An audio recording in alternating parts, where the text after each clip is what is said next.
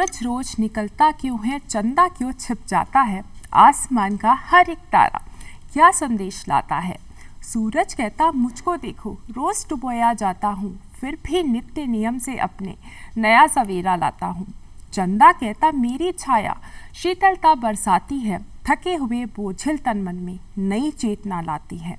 आसमान का हर एक तारा क्या संदेश लाता है, मानव का मानव से रिश्ता मानवता कहलाता है। मानव का मानव से रिश्ता मानवता कहलाता है, क्योंकि दोस्तों ज़िंदगी में सबसे बड़ा रिश्ता इंसानियत का ही है। और हमारी ज़िंदगी अगर किसी के काम में आए सब तभी तो सही मायने में इस ज़िंदगी के सही अर्थ निकलते हैं। तो आइए इसी विचार के साथ धरती धुरारी में आपका बहुत बहुत स्वागत है। और आज हम आपको अपने जिस गेस्ट से मिलवाने जा रहे हैं वो एक कवि हैं, शायर हैं और साथ ही साथ गीतकार भी हैं। तो आइए बिना किसी देर के आपकी मुलाकात करवाते हैं उनसे, हमारे आज के गेस्ट सिद्धार्थ कुमार जी से। बहुत सर आपका बहुत बहुत स्वागत है। आपका भी बहुत बहुत शुक्रिया, बहुत बहुत नमस्कार आपके दर्शकों को। सर जैसा कि अभी जो माहौल है बड़ा ही काव्यमय हो चुका है, मैंने भी अपनी एक कविता प्रस्तुत की जो मैंने सुनी थी, मुझे बहुत पसंद आई। तो क्यों ना इस कार्यक्रम की जो शुरुआत है हम कविता के माध्यम से ही करें, क्योंकि आप एक कवि हैं, गायक गीतकार जो है और साथ ही साथ शायरी भी करते हैं। तो क्यों ना शुरू की जाए किसी कवि के। पहली 4 पंक्तियां आपको सुनाता हूँ। आपने सबसे बड़ा धर्म इंसानियत को बताया, मानवता को बताया। मैं पहली 4 पंक्तियों के माध्यम से आपके दर्शकों को नमस्कार करता हूँ और इस कार्यक्रम की शुरुआत की भूमिका बनाता हूँ कि हौसले को सलाम करता हूँ। डीडी न्यूज़ का जो ये हौसला है कि तमाम कलाकारों को, तमाम कवियों को, तमाम ऐसे लोगों को जो अपने अपने क्षेत्र में विशिष्ट कार्य करते हैं उनको बुलाकर आप दर्शकों तक पहुंचाते हैं, ताकि जनता में, समाज में, राष्ट्र में एक नया संदेश जाए, ताकि सामंजस्य बना रहे।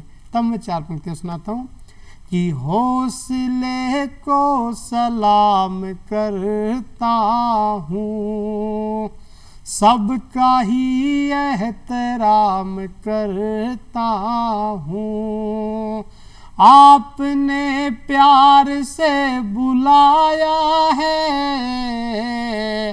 आपको राम राम करता हूँ, आपको राम राम करता हूँ। तो तमाम दर्शकों को एक शायर की ओर से, एक हाटसार की ओर से बहुत बहुत नमस्कार, बहुत बहुत राम राम। क्या बात है सर। और आपने बहुत अच्छी सी शुरुआत करती, बहुत एनर्जी लाती हमारे हम सभी के अंदर। दर्शक जो हमें देख रहे हैं इस समय उनके अंदर भी बहुत एनर्जी और बहुत उत्साह है आपको जानने का आगे। तो सर कहते हैं ना कि हर इंसान में कोई ना कोई हुनर तो ज़रूर होता है, पर ज़रूरत है उसे पहचानने की। तो आपके अंदर ये हुनर है, आप एक अच्छे कवि हैं, अच्छा लिखते हैं। कैसे आपको कब पता चला कि मैं ये कर सकता हूँ? दरअसल समस्या क्या है कि हर मनुष्य में ईश्वर कुछ न कुछ प्रतिभा देकर उसको ज़मीन के ऊपर भेजता है, लेकिन मनुष्य का सबसे बड़ा गुण और मनुष्य की सबसे बड़ी खोज ये होनी चाहिए कि वो उस प्रतिभा का पहचान करे कि मेरे अंदर ईश्वर ने ऐसा कौन सा हुनर दिया है जिसके माध्यम से मैं अपना भला तो करूँ ही, साथ साथ राष्ट्र का भला करूँ, समाज का भला करूँ। मेरे साथ एकदम विपरीत स्थितियाँ थी। मैं बचपन से ही कवियों को, शायरों को पढ़ता रहता था। फिर थोड़ा सा बड़ा हुआ और विद्यालय में पहुंचा तो किसी एक लड़की से प्रेम हो गया, तो मैं उन सब कवियों की रचनाएं उनको सुनाता था। एक दिन उसने बहुत ताना मारा कि ये तो किसी और की है, आप मेरे बारे में खुद तो कभी लिखिए। उस दिन से मैंने कोशिश की कि मैं बाबा तुलसी के उस वंश में अक्षर गणना प्रारंभ करूं और धीरे धीरे फिर सिलसिला बनता गया। आज आपके साथ बैठा हूँ। क्या बात है सर। और सर कहते हैं ना कि जो हम छोटे होते हैं हमारे पेरेंट्स हमारे लिए बहुत सारे सपने देखते हैं, हम तो देखते ही हैं, हमारे पेरेंट्स के जो सपने हैं वो भी हमारे साथ शुरू हो जाते हैं। जब आप साइंस लिया आपने तो माँ बाप के सपने आपके साथ जुड़ गए कि बच्चा डॉक्टर बनेगा या इंजीनियर बनेगा। ऐसे में आपने अपनी जो राह है वो चुनी कवि की। क्या पेरेंट्स का रहा, कि रोल कितना रहा, पेरेंट्स को अच्छा लगा, बुरा लगा, क्या सपोर्ट उन्होंने किया या कितनी फटकार आपको लगाई उसमें? देखिए भारत जो देश है, हिंदुस्तान जो देश है, वहाँ हर माँ बाप की पहली चिंता इस बात पे रहती है जो आर्थिक दरिद्रता है उसका एक बार छुटकारा हो जाए, कि पहले आपकी दाल रोटी का जुगाड़ हो जाए, उसके बाद आप जीवन में जो कुछ करो वो आप कीजिए, आपके मन का कीजिए। तो हर माँ बाप को, मेरे माता पिता को नहीं, हर माँ बाप को इस बात की चिंता रहती है कि उसका बेटा पढ़ लिख कर पहले कोई एक अच्छी जगह पे पहुंच जाए, उसके बाद ताकि हमारे समाज में अच्छा नाम हो जाए और आस पड़ोस के रिश्तेदारों में हमारी पहचान बन जाए कि इनका बेटा ये काम करता है। और एक सबसे बड़ी समस्या हिंदुस्तान के परिवारों की ये है कि माँ बाप जो सपने खुद पूरा करना चाहते हैं वो नहीं हो पाते हैं, तो उन सपनों को अपने बच्चों के माध्यम से पूरा करना चाहता है। इसके चलते फिर ये होता है कि वो जो खुद के सपने होते हैं वो बच्चों के माध्यम से पूरा करवाते हैं, तो बच्चे नहीं तो अपने सपने पूरे कर पाता है और नहीं माँ बाप के सपने पूरे कर पाता है। तो मैंने मेरी अंतरात्मा की आवाज़ को सुना, निश्चित रूप से घर वालों की फटकार भी मिली, डांट भी खाई, दुत्कारा भी उन्होंने, लेकिन वो सब झेलते हुए मैंने अपनी अंतरात्मा की आवाज़ को सुनते हुए अपने एक क्षेत्र में विशेष कार्य किया, जिसका प्रतिफलन ये है कि आज सब लोगों को मुझ पे गर्व है, माता पिता को भी गर्व है और डीडी राजस्थान के माध्यम से आपके साथ बात कर रहा हूँ उसी अंतरात्मा की आवाज़ की बदौलत। आपने रास्ता तय किया, पेरेंट्स का भी सपोर्ट मिल गया उसके बाद, लेकिन होता है जब हम कोई रास्ता चुन रहे हैं उस समय हमें कई दिमाग में चीज़ें आती हैं कि अब चलो लिखना शुरू कर रहे हैं, लेकिन लिखना क्या है, कैसे लिखना है, क्योंकि बहुत सारी चीज़ें सामने आती हैं और जो हम लिख रहे हैं क्या वो इस लायक है कि उसे हम किसी पत्रिका के अंदर पब्लिश करवा सकते हैं या लोग हमें सुने तो हमें अच्छा उसकी प्रतिक्रिया आएगी। क्या ये सारी बातें आपके दिमाग में रही उस समय? नहीं, मेरा मानना एकदम विपरीत था कि मैं इस क्षेत्र में काम करूंगा, सफलता आज नहीं तो कल मिलेगी, लेकिन उसको मिलना है। ये बात निश्चित है कि सफलता एक दिन में नहीं मिलती, लेकिन एक दिन ज़रूर मिलती है। तो मैं उसी सिलसिले से बढ़ता गया, निरंतर कार्य करता गया और आज भी मैं अपने आप को सफल नहीं मानता। अभी जीवन में बहुत सारे काम करने हैं, बहुत सारा लिखना है, बहुत सारा पढ़ना है, लेकिन जितनी कोशिश हो सकती है, जितना ज़्यादा पढ़ा जा सकता है, जितना ज़्यादा जनता को सुनाया जा सकता है, वो कार्य आराम से कर रहा हूँ। तो पहली वो क्या कविता रही जो आपने लिखना शुरू किया, तो उस समय की कुछ पहली दूसरी जो भी कविता रही है शुरुआत की? नहीं, शुरुआत की तो अब मुझे याद नहीं है, इतना लंबा समय होगा क्योंकि मैं बचपन से ही में हूँ, लेकिन कविताएँ बहुत लिखता रहा और कई तो ऐसी अध कच्ची अध पक्की कविताएँ थी जो आई ही नहीं, जो अभी भी मैं कई बार लिखता हूँ और अचानक एक लाइन लिख लेता हूँ और फिर दूसरी लाइन अंदर से आती नहीं है, तो फिर मैं उसको लिखता भी नहीं हूँ और उस पर्ची को उस फाड़ के मैं कहीं रख देता हूँ कि दोबारा कभी होगा। तो ऐसी बहुत सारी कविताएं अध कच्ची अध पक्की रह जाती हैं और जो जब संवेदनाएं अंदर से पक जाती हैं तो कई कविताएं बाहर आ जाती हैं, तो ये सिलसिला चलता रहता है। तो घर का सपोर्ट सब मिल गया, खुद का सपोर्ट मिल गया कि अब तो इसी राह पे चल रहा है चाहे जो हो जाए, लेकिन बाहर का सपोर्ट मिलना भी बहुत ज़रूरी है। निश्चित रूप से। एक कदम तो हमने चल लिया, लेकिन आगे के कदम तो हमें कोई और सपोर्ट करे तो ही कर पाएंगे। तो क्या वो जब आप घर से बाहर निकले, लोगों तक पहुँचे, कैसे चुना आपने कि इस लाइन में अब मुझे ये सपोर्ट मिले? क्या चुनौतियाँ वो खास रही? ये चुनौतियाँ तो हर विधा में होती है और दरअसल ये कवि सम्मेलन का जो कार्य है, ये शायरी की, कविता की, लेखन की जो विधा है, इसमें मनुष्य को या कवि को या शायर को बहुत धैर्यवान बन के काम करना पड़ता है और ये एक लंबा प्रोसेस है, ये लंबी प्रक्रिया है जिसके अंदर मनुष्य अपने अनुभवों से, अपने आसपास से सीखता जाता है और अपनी अंतरात्मा की आवाज़ को कलम के माध्यम से कागज़ के ऊपर उकेरता जाता है और समाज को एक नई दिशा, राष्ट्र को एक नया संदेश देने का प्रयत्न करता रहता है। चुनौतियां तो हर जगह हैं, लेकिन मुझे इस बात की खुशी है कि मैं कवि सम्मेलन परिवार का हिस्सा हूं, मैं कविता का काम करता हूं, मैं अपने उदासी के पर्वतों को अपने हास्य की हथौड़े से तोड़ता रहता हूं, अपनी कलम से उन तमाम उदास चेहरों को खिलखिलाते हुए देखने की कोशिश करता हूं ताकि मेरे जीवन का कुछ कार्य अच्छा हो सके, मेरे जीवन में कुछ अच्छा काम हो सके। जी, तो आप एक कवि हैं जी, ऐसे में समाज में आपका जो रोल है वो और ज़्यादा बढ़ जाता है। निश्चित रूप से, क्योंकि जो समाज है उसको आप अपनी तरीके से, एक बहुत आसान तरीके से, बहुत भाव में होकर उस चीज़ को समझा पाते हैं। तो जब अगर समाज में कुछ बदलाव लाने की बात की जाए, ऐसे में क्या वो बदलाव होगा जिसे आप अपनी कविता के माध्यम से बताना चाहेंगे? ये देखिए, कवि और शायर जो है वो कवि का काम क्या है कि जनता की चित्तवृत्ति को अपना कथ्य बनाए, जनता जो सोचती है उसी को अपना कथ्य बनाकर उसमें थोड़ा सा सुधार करके जनता के तक पहुंचाए। तो ये कवियों का काम है कि वो समाज, हमारे एक बड़े कवि थे कुंवर बेचैन जी, अभी कोरोना में उनका स्वर्गवास हो गया उनकी पंक्तियां हैं कि जो वक्त की आंधी से खबरदार नहीं है, जो वक्त की आंधी से खबरदार नहीं है, कुछ और ही होगा फिर वो कलमकार नहीं है। तो कवियों का काम है कि वो जनता के बीच में जाकर, और देखिए मैं आपको एक बड़ा प्रसंग सुनाता हूँ। गुरुदेव रविंद्रनाथ टैगोर एक बार कहीं विदेश जा रहे थे, तो उनका जहाज़ है वो बगदाद में रुका। उस समय विश्व युद्ध चल रहा था और बगदाद में बमबारियां हो रही थी। लोग बहुत त्रस्त थे, दुखी थे, और बड़ा ही विभत्स दृश्य वहाँ देखने को मिल रहा था कि हर संवेदनशील मनुष्य उस दृश्य को देख नहीं सकता। गुरुदेव ने देखा तो निश्चित रूप से गुरुदेव को बहुत ज़्यादा संवेदनशील थे, तो उनका हृदय एकदम द्रवित हो चुका कि ये क्या हो रहा है इस समाज में, इस देश में, इस दुनिया में। इंसानियत का कत्ल हो रहा है, मानवता मर रही है। तो गुरुदेव ने उनके समर्थन में कविताएं लिखनी शुरू की। लेकिन गुरुदेव बताते हैं कि जैसे जैसे जहाज ऊपर उठता गया, मेरी अर्थात गुरुदेव की संवेदनाएं उन लोगों के प्रति कम होती गई। इसका तात्पर्य ये है कि जब कवि और शायर, जब यह कलमकार जनता के बीच रहता है, वो जनता की बातें करता है, जब वो यथार्थता की बातें करता है, तब वो जनता के बीच रहता है, तब जाकर वो यथार्थता की बातें करता है, सत्य की बातें करता है। जब जब वो जनता से दूर होता जाता है, जब जब वो लोक से दूर होता जाता है, वो सत्य से भी दुगना दूर होता जाता है, सत्य से भी दूर होता जाता है। तो कवियों को, शायरों को, कलमकारों को और लेखकों को ये जिम्मेदारी बनती है उनकी कि वो जनता के बीच में रहें, जनता के दुख दर्द को महसूस करें, और उस दुख दर्द को अपनी कविता के माध्यम से, अपनी लेखनी के माध्यम से लोगों तक पहुंचाएं, उन तमाम बड़े लोगों तक पहुंचाएं जो इस नियति के नियंता हैं, जो उनके दुख दर्द को हरण कर सकते हैं।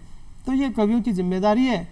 मैं कोशिश कर रहा हूँ कि मुझसे जितना हो सकता है, मैं, आप जानते हैं कि मैं शहीदों की, वीरांगनाओं के जो भी कार्यक्रम करता हूँ, उसका एक पैसा मैं नहीं लेता, निःशुल्क कार्यक्रम करता हूँ। वो इसलिए करता हूँ कि उन तमाम अमर हुतात्माओं के लिए मेरा एक छोटा सा तर्पण है, मेरा एक छोटा सी, उनको हाथ जोड़ के प्रणाम करता हूँ कि आपने इतना बड़ा बलिदान दिया, आपकी वजह से हम महफूज हैं, आपकी वजह से आज हम खुली हवा में सांस ले पा रहे हैं। तो हम सब लोगों की इतनी जिम्मेदारी तो बनती है कि हम उनके प्रति कृतज्ञ रहें। जी। और सर, जैसे हम बात करें पुरानी कवि की, जैसे हम जिन्हें हम बचपन से पढ़ते आ रहे हैं, फिर चाहे वो हरिवंश राय बच्चन हो, सुमित्रानंद पंत हो, या फिर इतने अच्छे अच्छे जो हम बात करें, बहुत मतलब कवि जो है मेरे बहुत पसंदीदा रहे हैं। तो ऐसे के अंदर आज के जो माहौल है, जो बदल रहे हैं, जो आप खुद कविताएं आप लिख रहे हैं, सुना रहे हैं गीतकार के रूप में, क्या ये बदलाव आप महसूस करते हैं? बदलाव तो निश्चित रूप है। देखिए, कवि और शायर समाज को देखता है, समाज के बीच में रहता है। जैसा जैसा समाज रहता है वैसा वैसा कवि और शायर लिखता रहता है। तो दिनकर साहब के समय जैसा समाज था, जैसा हिंदुस्तान था, ऐसा दिनकर साहब ने लिख दिया। आज के समय में जैसा हिंदुस्तान है, जैसा समाज है, वैसा नए कलमकार लिख रहे हैं, हम सब लोग लिख रहे हैं, देश के तमाम लोग लिख रहे हैं। तो समाज का और कवियों का परस्पर पूरकता का संबंध है कि जैसा समाज वैसा आप वहाँ का कवि मिलेगा। निश्चित रूप से अब सोशल मीडिया का विस्तार हो गया है, चीज़ें बदल गई है, तकनीक का ज़माना आ गया है, तो कवियों का भी प्रसार बढ़ा है। कवियों की कविताओं ने बहुत दूर तक लंबी यात्राएं तय की हैं। तो सर, आपकी कोई पसंदीदा कविता जो आप सुनाना चाहें आप? ये सवाल ऐसा ही है, एक माँ से पूछा जाए कि आपका पसंदीदा बेटा कौन सा है, उसको तो सब प्रिय है। लेकिन मैं कुछ नवीन मुक्तक आपके दर्शकों को और आपको संबोधित करते हुए श्रृंगार रस से कुछ मुक्तक आपको सुनाता हूँ। कि मेरी आँखों के भीतर नमी रह गई, कि मेरी आँखों के भीतर नमी रह गई, इन लबों से खुशी भी छुपी रह गई, तेरी मेरी मुहब्बत की वो दास्तां कुछ कही और कुछ अनकही रह गई, कुछ कही और कुछ अनकही रह गई, और एक उदासी को जैसे हंसी मिल गई, आसमां को जमी से खुशी मिल गई, और जवान दोस्तों, शाम के समय सीसीडी में कोई कॉफ़ी पीते समय कोई मासूम सा चेहरा जब आपसे ये पूछे कि मैं आपके लिए क्या हूँ, उसका उत्तर मैं बता रहा हूँ, आप उसके मैसेज कर दीजिए, आपका काम हो जाएगा।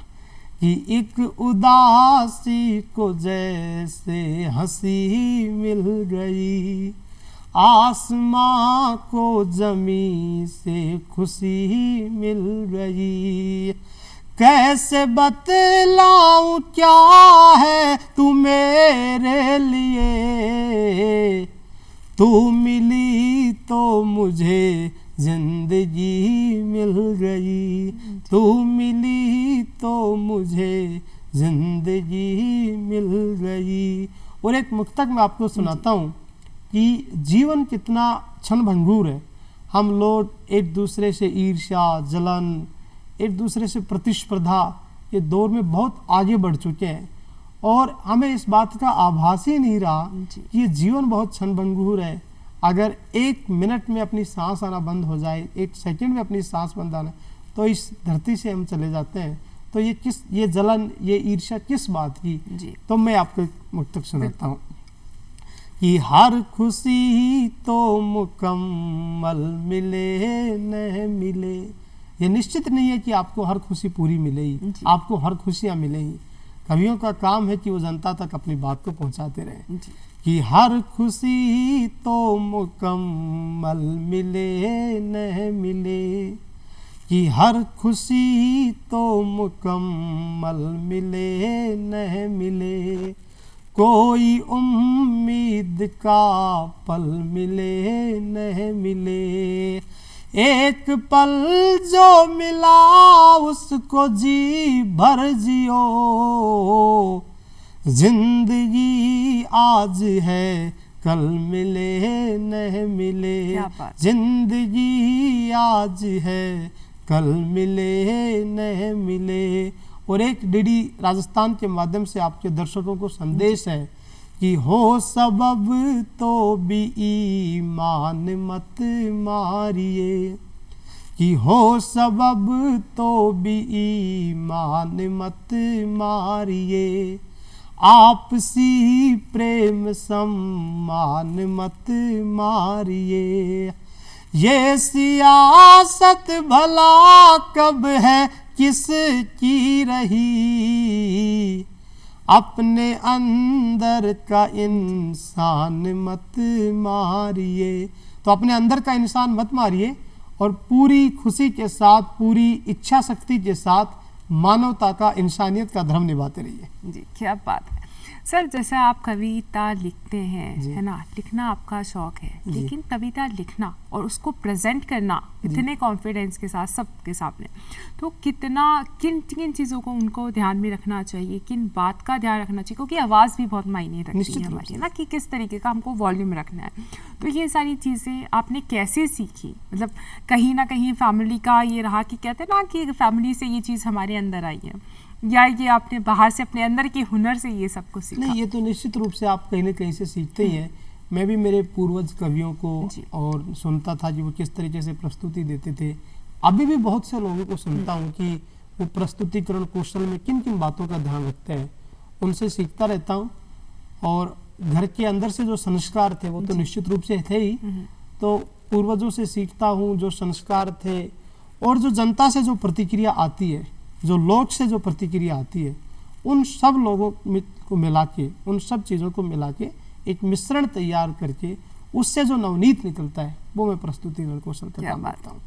और सर आप खुद यूथ हैं जी, और खासकर आप यूथ में बहुत प्रचलित है। आप जब भी वहाँ जाते हैं लोग बड़े खुश हो जाते हैं कि सिद्धार्थ कुमार जी आए हैं। जी, आपकी शायरियाँ सुनने के लिए वो बहुत ज़्यादा उत्साहित रहते हैं। तो वो कौन सी डिमांड ज़्यादा रहती है शायरी की, कि लोग कहते हैं कि बस यही आप सुना दीजिए, या इस टॉपिक पे थोड़ी सी सुना दीजिए, श्रृंगार रस्मी रहती हैं, किस चीज़ में वो शायरियाँ रहती हैं? नहीं, ये तो जिम्मेदारी अपनी है जी।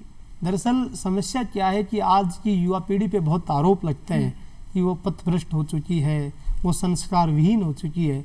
लेकिन मैं पूरी जिम्मेदारी के साथ उस युवा पीढ़ी का प्रतिनिधित्व करते हुए आप सबको ये बताना चाहता हूँ कि ये देश की युवा पीढ़ी है, ये अपनी महबूबा से भी बात करना जानती है, तो अपने मुल्क से भी बात करना जानती है।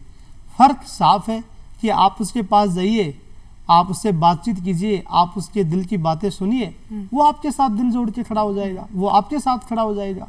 मेरे साथ ही नहीं, वो हर उस व्यक्ति के साथ खड़ा हो जाएगा जो उसका आत्मबल बढ़ा देगा, जो उसकी इच्छा शक्ति को बढ़ा देगा, जो उसके अंदर संवेदनाएं पक रही हैं उसको जो जबान दे देगा, वो युवा, देश का युवा उस आदमी के साथ खड़ा हो जाएगा।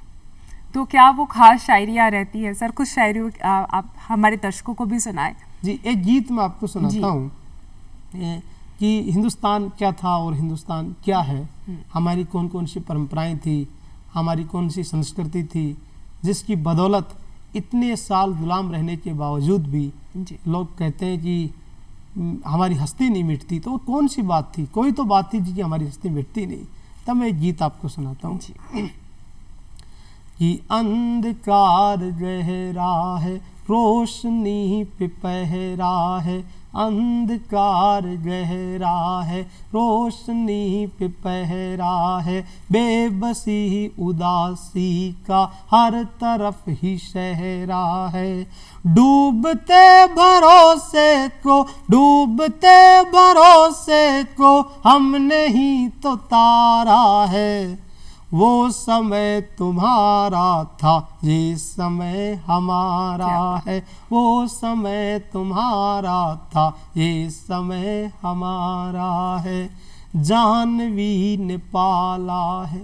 जाह्नवी यहाँ माँ गंगा के लिए प्रयुक्त हुआ है, और गंगा एक नदी नहीं है, गंगा हिमालय की नाभि से निकलने वाली एक अविरल रस धारा है, जिसकी करोड़ में भारतीयता पलती है, इंसानियत पलती है, मानवता का धर्म पलता है। और आपने रहीम एक कवि हुए हमारे हिंदी साहित्य में, और अकबर के सेनापति थे अब्दुल रहीम खान खाना साहब, उनके दोहे आपने बहुत सुने होंगे। मैं संस्कृत का एक श्लोक सुनाता हूँ रहीम का।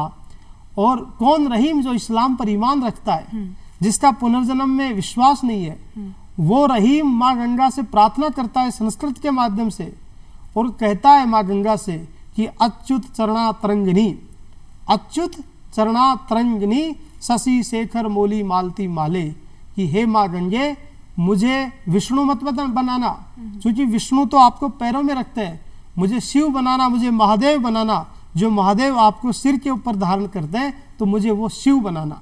ये कौन कह रहा है? अब्दुल रहीम खान खाना, जो अकबर के सेना में काम करता था। लेकिन इसके पीछे अगर जो कोई बात रही होगी, तो वो सनातन धर्म के संवाहक बाबा तुलसीदास की मित्रता की प्रगाढ़ता का प्रतिफलन ये था कि रहीम माँ गंगा के ऊपर संस्कृत में श्लोक लिख रहे हैं। तब मैं आपको सुनाता हूँ कि जाह्नवी ने पाला है, बुद्ध ने संभाला है, और एक फरिश्ते ने मुश्किलों को टाला है, हमसे ही जग भर में हर तरफ उजाला है, इंकलाब भारत का भगत सिंह वाला है, हमने ही मंगल को, हमने ही मंगल को जिस्त में उतारा है, वो समय तुम्हारा था, ये समय हमारा है, अंधकार गहरा है, रोशनी पे पहरा है, बेबसी उदासी का हर तरफ ही शहरा है, डूबते भरोसे को, डूबते भरोसे को हमने ही तो तारा है, वो समय तुम्हारा था, ये समय हमारा है, वो समय तुम्हारा था, ये समय हमारा है, जमुना जी का पानी है, ईश्वर की वाणी है, आंचल पे भारत के चूनर भी धानी है, दुनिया में भारत का दूसरा निशानी है जमीन पाँवों पे, सर तो आसमानी है, सत्य शिव के सुंदर का, सत्य शिव के सुंदर का गूंजता ये नारा है, वो समय तुम्हारा था, ये समय हमारा है, वो समय तुम्हारा था, ये समय हमारा है। सभ्यता हमारी है, संस्कृति हमारी है, वो सदी तुम्हारी थी, ये सदी हमारी है। अंधकार गहरा है, रोशनी पे पहरा है, बेबसी उदासी का हर तरफ ही सहरा है। डूबते भरोसे को हमने ही तो तारा है। वो समय तुम्हारा था, ये समय हमारा है, वो समय तुम्हारा था, ये समय हमारा क्या है। बात है, बहुत ही खूब। जी शुक्रिया। और सर अभी जैसे कुछ समय पहले ही, कुछ दिनों पहले ही हमने हर घर तिरंगा घर घर तिरंगा जी उत्सव मनाया, खुद को बहुत गौरवान्वित महसूस जी, किया। जी। पूरे देश ने इसमें हिस्सा लिया, बहुत पूरा देश बहुत ही खुश रहा। तो ऐसे में एक देशवासी होने के नाते, एक कवि होने के नाते आपकी जो भावनाएं हैं जी वो और ज़्यादा मन में उछल पुछल कहते हैं ना। निश्चित रूप से। और तिरंगा को लेकर तो बहुत ज़्यादा, जी। क्योंकि ये तिरंगा वो है जिसके लिए हमारे गांधी, सुभाष, नेहरू, पटेल, सावरकर, भगत सिंह, चंद्रशेखर आज़ाद, इन तमाम लोगों ने अपनी जान की कुर्बानियाँ दे दी, तब जाकर तिरंगे के ऊपर निखार आया था। ये तिरंगा ही वो है कि तमाम आज़ादी के आंदोलन में भाग लेने वाले स्वतंत्रताकारियों ने जीवन में एक सपना देखा था कि अपनी ही ज़मीन होगी, अपना ही आसमान होगा, और उसी के अनुरूप देश की सरकार ने तिरंगा योजना बनाई। तब मैं 4 मिसरे आपको सुनाता हूँ कि हिंदुस्तानी परचम के सम्मान को, कि हिंदुस्तानी परचम के सम्मान को, मातृभूमि हित बलिदानी अरमान को, जिन बेटों ने जान गंवा दी सरहद पर, उन बेटों पर नाज है हिंदुस्तान को। जिन बेटों ने जान गंवा दी सरहद पर, उन बेटों पर नाज है हिंदुस्तान को। तो उनकी बदौलत हम सब तिरंगे को लेकर पूरे फक्र के साथ, पूरे स्वाभिमान के साथ इस मुल्क में रहते हैं। जी। और बात करें हमारे देश की, जब बात चली ही रही, तो हमारे देश में युवाओं का बहुत बड़ा रोल है। जी जी और अगर युवा जो हमारे हैं वो शिक्षित हों जी तो कहने ही क्या। वैसे देखा जाता है आमतौर पर लड़का हो या लड़की हो, दोनों के लिए ही शिक्षा का बहुत रोल महत्वपूर्ण होता है, लेकिन लड़कों को फिर भी वो शिक्षा मिल जाती है, लेकिन अधिकांश बालिकाएं उनसे वंचित रह जाती हैं। ऐसे में एक कवि होने के नाते आप समाज में क्या संदेश देना चाहेंगे कि बालिका शिक्षा बहुत ज़रूरी है, और फिर चाहे वो लड़का हो या लड़की हो, उनको शिक्षा का अधिकार, जो कि हमारा अधिनियम भी है, वो उनको उनका अधिकार मिलना ही चाहिए। किस तरीके से आप कवि के होने के नाते अपनी कविता के माध्यम से कहना चाहेंगे? नहीं, मैं तो इस बात का बहुत बोझी हूँ राधिका जी। जी। मैं एक ऐसे गांव से निकल के आया जहां आज भी 10वीं तक स्कूल नहीं है। आज भी वहां पढ़ने के लिए बालिकाओं को बहुत दूर जाना पड़ता है। तो एक टीस मेरे दिल में थी, मेरे मन में ज़रूर थी जी। कि मैं कुछ ऐसा काम करूं, मैं कुछ ऐसा कार्य जीवन में करूं कि जिसकी वजह से मेरे गांव में जिन बच्चों को विस्थापित होना पड़ रहा है, शहर की तरफ जाना पड़ रहा है, मुझे बाहर आना पड़ा पढ़ने के लिए, ताकि वो वहीं रुक जाए।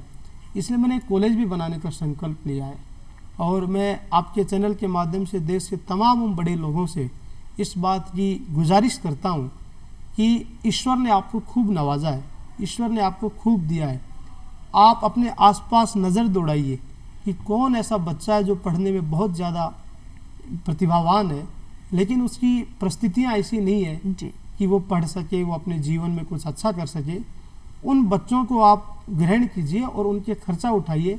मैं तो शायर हूँ, मेरी अपनी बहुत सीमाएं हैं। जी। और मैं सरस्वती के पूजकों की एक खास बात ही कहा जाता है कि जिसके पास सरस्वती रहती है उसके पास लक्ष्मी भी नहीं रहती है। तो मैं तमाम बड़े लोगों से गुजारिश करता हूँ, मैं अपना दामन आपके सामने फैलाता हूँ कि आप आइए, निवेश कीजिए, ताकि बालिका शिक्षा में और लड़कों की शिक्षा में और हर उस विधा में हम काम कर सके जिस विधा से वंचित लोग रह गए थे, जिसके कारण वो उन तमाम पदों पर नहीं पहुंच पाए जिनकी संकल्पना उन्हें अपने बचपन में की थी। जी सर, बात करें हम अगर आज के माहौल की, बदलती रहती है चीज़ें। पहले हमें किताबें खरीदनी होती थी कविता कुछ पढ़ने के लिए या कुछ उपन्यास पढ़ने के लिए, कोई भी साहित्य पढ़ने के लिए, लेकिन आजकल वो सुविधा हमें मिल चुकी है। ये तो बहुत अच्छी बात है कि आप सोशल मीडिया जी। उठा के फायदे लेकिन और इस नुकसान- सुविधा के साथ साथ जो लोग शौकीन हैं, जो लिखना चाहते हैं, वो सोशल मीडिया पे भी अपना जो हुनर है वो दिखा रहे हैं, कोशिश कर रहे हैं। तो पहले के इस चीज़ में और आज के इस चीज़ में, दोनों में जो बदलाव आया है, पहले लोग लिखते थे, हाथ से लिखते थे और अपना हुनर भी थोड़ा और निखारते थे। आजकल खुद से कोशिश करते हैं और सोशल मीडिया पे वो अपना पोस्ट डाल देते हैं। तो क्या ये बदलाव है और क्या आप उनको टिप्स देना चाहेंगे कि इनमें ये अब चेंज करना चाहिए? नहीं, ये तो बहुत अच्छा है कि पहले के दौर में आप किसी को उपन्यास पढ़ना था तो आपको लाइब्रेरी जाना पड़ता था, वहाँ से प्रति लेनी पड़ती थी, फिर उसको पढ़ते थे। अब तो ऑडियो बुक भी आ गई है। आपको गोदान उपन्यास पढ़ना है प्रेमचंद का, तो आप यूट्यूब पे गोदान डालिए, ऑडियो उपन्यास आ गया। आप कहीं सफ़र में हैं, आप कहीं यात्रा कर रहे हैं, ईयरफोन लगाया और सुनते रहिए और आपके अंदर जाता रहता है, आप पढ़ते रहते हैं। तो ये बदलाव तो बहुत अच्छा है। इसके जैसा जो बदलाव जब भी होता है तो उसके फ़ायदे भी होते हैं, नुकसान भी होते हैं। निश्चित रूप से इसके फ़ायदे भी हैं तो नुकसान भी है। नुकसान हम जैसों के लिए ये है कि हम जो भी कविताएं लिखते हैं वही सोशल मीडिया के माध्यम से लोगों तक पहुंच जाती है और फिर लोग कहते हैं नया सुनाओ नया सुनाओ। हमारी नई कविताएं पुरानी हो जाती हैं। जी। आज हमने लिखी, शाम को सोशल मीडिया पे डाली और वो पुरानी हुई। हाँ। तो फायदे और नुकसान दोनों हैं, लेकिन मुझे ऐसा लगता है कि खुशबू को फैलने का बहुत शौक है, मगर खुशबू को फैलने का बहुत शौक है मगर नामुमकिन है हवाओं से रिश्ता किए बगैर। तो अगर आपके पास खुशबू है तो आप हवा के पास आपको जाना ही पड़ेगा। तो आप अपने अंदर की खुशबू को बाहर लाइए, उसमें निखार लाइए और हवा से सौदा करते हुए समाज को, राष्ट्र को सुगंधित कर दीजिए। अच्छा सर, आप बताएं, वैसे बहुत हम बचपन से सुनते आ रहे हैं कि जहाँ ना पहुँचे रवि वहाँ पहुँचे कवि। निश्चित रूप से इस बात से आप खुद को, अपने जीवन की का जो आपका अनुभव रहा है अब तक का, कितना सार्थक मानते हैं कि सही है? ये कि मनुष्य जो है वो बहुत संवेदनशील प्राणी है। ईश्वर ने हर कुछ जो मनुष्य को जो अतिरिक्त दिया है वो उसको सोचने समझने की शक्ति दी है, वो उसको सहनशीलता दी है, वो उसको संवेदनशील बनाया है ताकि वो उपेक्षितों के प्रति, पीड़ितों के प्रति संवेदनशील रहे। और ये उसके मनुष्य होने का सबसे बड़ा धर्म है। तो जहाँ न पहुँचे रवि वहाँ पहुँच जाए कवि। इसका तात्पर्य ये है कि कवि अपनी कल्पना के माध्यम से, अपने विचारों के माध्यम से हर उस चीज़ को भांप ले जो होने वाली है और हर उस चीज़ से सबक ले जो हो चुकी है। तो जो होने वाली है और जो हो चुकी है, इन दोनों को देखकर जो बीच का रास्ता निकालता है और बीच के रास्ते पे वो अपने पीछे आने वाली पीढ़ी को, समाज को, राष्ट्र को संदेश देता हुआ उन चुनौतियों से बचाता हुआ ले जाता है। इसका तात्पर्य क्या बात है। और सर, जो इस लाइन में आना चाहते हैं, जो कवि बनना चाहते हैं, जो अपने हुनर को पहचान चुके हैं लेकिन उनको रास्ता नहीं मिल पा रहा, उन्हें समझ नहीं आ रहा कि किस तरीके से वो उस मंजिल तक पहुँचे, तो क्या उन यूथ को वो आप टिप्स देना चाहेंगे? या फिर जो सोशल मीडिया पे, जैसा कि मैंने अभी थोड़ी देर पहले भी कहा, सोशल मीडिया पे अपना पोस्ट अपडेट करके अपना थोड़ा सा हुनर दिखा रहे हैं लेकिन खुलकर वो सामने नहीं आ पाते, तो ऐसे लोगों के लिए, ऐसे यूथ के लिए आप क्या संदेश देना चाहेंगे? संदेश यही है कि आप धैर्य के साथ और पूरे समर्पण भाव के साथ अपने इस क्षेत्र में चाहे कोई भी विधा हो उसमें काम करते रहिएगा, सफलता आपको जरूर मिलेगी। और अध्ययनशील जरूर रहिए, पढ़ते जरूर रहिए। हमारे एक बड़े काव्य शास्त्री हुए हैं, उन्होंने कहा है कि लेखन के और कवियों के किसी भी विधा में काम करने के लिए 3 मुख्य कारण होते हैं। पहला होता है प्रतिभा, वो आपको ईश्वर देता है, जन्मजात देता है। दूसरा होता है व्युत्पत्ति। व्युत्पत्ति का तात्पर्य ये होता है कि अपने पूर्वजों को पढ़ना, अपने पूर्वजों ने जो पुस्तकें लिखी हैं उनको पढ़ना, उनके अनुभव पढ़ना, ताकि उससे आपको सीखने को मिलेगा। और तीसरा होता है अभ्यास। अभ्यास के माध्यम से आप अपनी साधना करते रहिए, आप अपनी सृजना करते रहिए। और जब प्रतिभा, व्युत्पत्ति और अभ्यास तीनों एक रेख में आ जाती है तो समय फिर उसको सुनता है और पूरी दुनिया उसको सुनती है। क्या बात है। और सर, आपने हमें इतनी ज्ञानवर्धक बातें बताई, अपनी इतनी अच्छी अच्छी कविताएं जो हैं आपने लिखी हैं उन्हें गीत के रूप में हमें सुनाया, उसके लिए बहुत बहुत शुक्रिया। बहुत बहुत धन्यवाद। दोस्तों समय हो गया है आपसे विदा लेने का। अगले किसी अंक में फिर आपसे मुलाकात होगी, तब तक के लिए इजाजत दीजिए राधिका को।